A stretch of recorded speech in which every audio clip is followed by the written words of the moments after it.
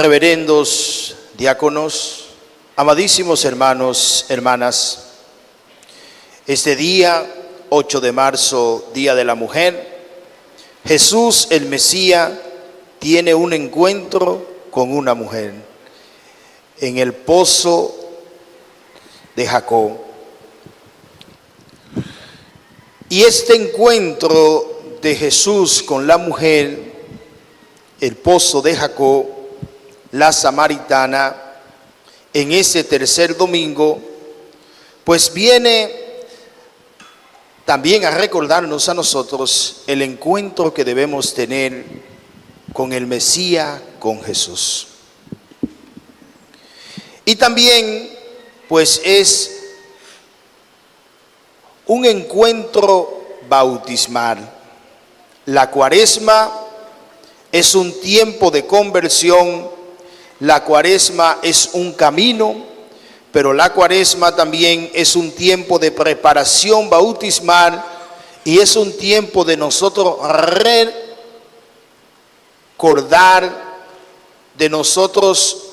recordar nuestro compromiso bautismal, renovar nuestro compromiso con la fe, con el bautismo.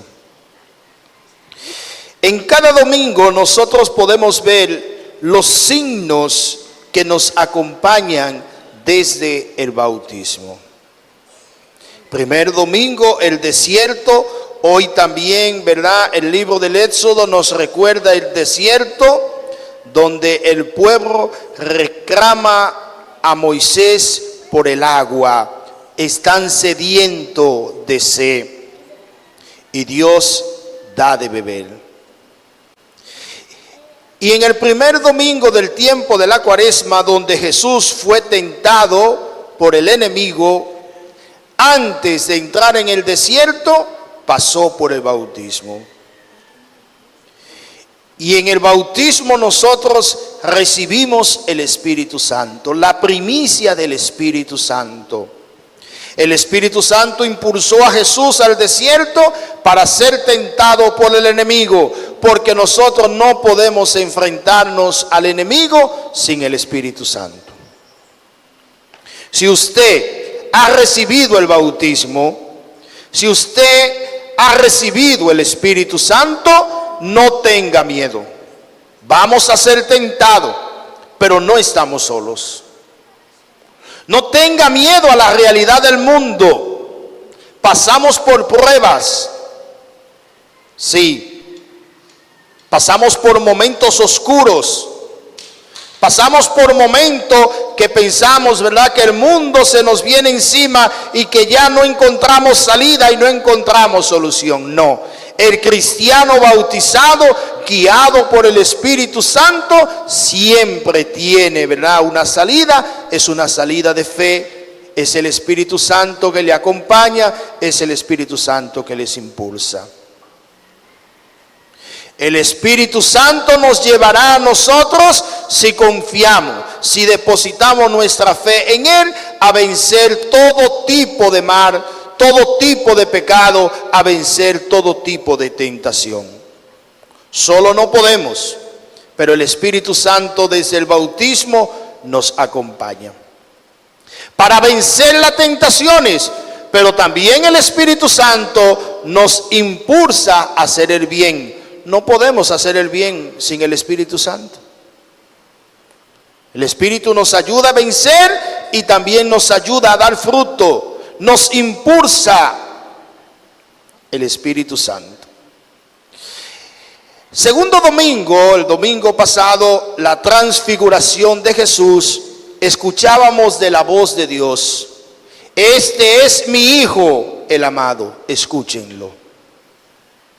El tiempo de Cuaresma es un tiempo propicio para escuchar la palabra de Dios. Escuchar la palabra de Dios. Y el Papa León nos ha invitado a eso en este tiempo. Escuchar la palabra de Dios.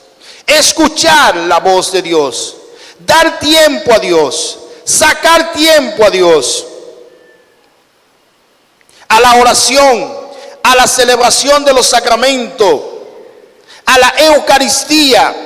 A la lectura de la palabra de Dios. A todo esto tenemos que sacar tiempo. Tenemos mucho trabajo, tenemos mucho compromiso, tenemos mucha diversidad, los medios de comunicación, el teléfono, pero a todo esto también, dice el Papa León, hay que ayunar. Hay que ayunar un poco a los teléfonos, hay que ayunar un poco a los compromisos e incluso al mismo trabajo y dedicar tiempo a Dios. Para que nos dé esa fortaleza, para que Dios nos ayude y así podamos enfrentar el mundo, enfrentar todos los compromisos, todos los quehaceres. Este es mi Hijo amado, escúchenlo, decía Dios.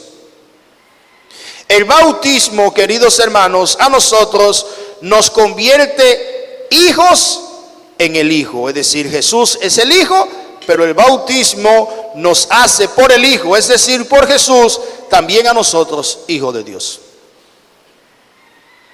Y como hijos de Dios por la gracia del bautismo, entonces tenemos esa esperanza de vida eterna. Dice Jesús a la mujer, primero, dame de beber. Pero si nosotros supiéramos, dice Jesús a la mujer, si tú supieras quién te pide de beber, no sería él que pidiera a nosotros, sino nosotros quienes debemos pedirle a Él. Pedirle a Él constantemente, pedirle con fe, porque como hijo, todo lo que el Señor nos ofrece a nosotros es eterno. Dice Jesús, agua viva que brota de la pila bautismal. En el bautismo nosotros recibimos esa agua viva que salta hasta la vida eterna. Porque el bautismo nos convierte a nosotros en hijos. El bautismo es indeleble, es decir, somos bautizados una vez y para siempre. Nada ni nadie puede borrarlo a nosotros ese bautismo. Nada ni nadie. No nos podemos engañar porque esa agua viva que dice Jesús es eterna. Nada humano puede arrebatarnos esa agua viva. Ningún pastor, ninguna cesta religiosa que nos prometa o que diga que nos va a borrar el bautismo. No, el bautismo es eterno, indeleble, imborrable. Es agua viva que brota del costado de Jesús. En la cruz de su costado, ¿verdad? Salió sangre y agua. Signo del sacramento de la Eucaristía y el sacramento del bautismo. Así el pozo de Jericó, así entonces la pila bautismal se convierte en ese pozo donde nosotros recibimos esa agua viva. Y esa agua viva, queridos hermanos, es el agua que nos promete a nosotros la vida eterna. Como hijos de Dios, estamos llamados a la vida, no a la muerte. Y como hijos de Dios, Dios nos promete a nosotros una vida eterna, una vida eterna. Como hijos, hermanos, en el bautismo, Dios no tiene distinción, Dios no tiene diferencia con ninguno de nosotros. Como tú, dice la mujer a Jesús, siendo judío, me pide de beber. Y el evangelista Juan nos aclara, judíos y samaritanos no se llevaban. La diferencia, las distinciones, los muros que nos dividen, las religiones que nos dividen, la cultura que nos dividen, los conflictos que nos dividen, la guerra, todo eso proviene ¿de quién? Del hombre, no de Dios. En Dios no hay diferencia ni distinción. Dios nos acepta a todos como hijos que somos suyos. Y para Dios tenemos todos la misma dignidad. No hay raza, no hay tener, porque el tener, el ser grande, el ser poderoso, es una tentación que viene desde el desierto, e incluso el mismo Jesús fue tentado: póstrate y adórame y yo te daré todo esto. Y al final no tenemos nada, porque al final todo lo que tenemos se queda y nosotros nos vamos. Porque Dios no ha hecho a uno más grande que otro. Porque Dios no ha creado la pobreza o la riqueza. Dios nos habla a nosotros de una pobreza espiritual. Y esa pobreza espiritual es para que nosotros veamos que la riqueza no es un signo de condenación, ni la pobreza tampoco es un signo de salvación. Lo que nos salva es lo que llevamos por dentro. Lo que nos salva es los sentimientos que tenemos. Lo que nos salva es la manera de nosotros actuar. Lo que nos salva a nosotros es el bautismo, que nos convierte en hijos de Dios. Ese Dios que nos acepta y nos acoge a todos de igual manera, sin distinción ninguna. Lo que nos salva a nosotros es la fe, la esperanza y la caridad. Las tres virtudes teologales que el apóstol Pablo hoy en la segunda carta a los romanos nos aclara, nos desvela y nos hace ver. Esa fe que recibimos en el bautismo. Y esa fe tiene que mantenernos vivos en una esperanza. Y esa esperanza es la vida eterna. Pero mientras esperamos esa vida eterna, nosotros, como hemos visto en el encuentro de Jesús y la samaritana, tenemos que aprender a aceptarnos. Tenemos que aprender a ser hermanos. Tenemos que aprender a amarnos. Tenemos que aprender a vencer los conflictos. Tenemos que aprender a ser uno. Y todo eso lo vamos a aprender y lo vamos a hacer por la virtud de la caridad, el amor. Si no hay amor, no hay unidad. No hay fraternidad. Y si no hay fraternidad, entonces no estamos viviendo verdaderamente el bautismo. Que debe el bautismo unirnos a todos en una misma fe, una misma esperanza, la vida eterna. En el encuentro, amadísimos hermanos, de Jesús y la samaritana también, todo cristiano bautizado tiene que tener un encuentro personal con Jesucristo. Tiene que conocerlo a Él, porque solamente Él puede salvarnos. Y en ese encuentro personal con Jesucristo, nosotros vemos: ve y busca a tu marido, dice Jesús a la samaritana. ¿Y qué dice ella? No tengo. Y la respuesta de Jesús nos hace ver una realidad.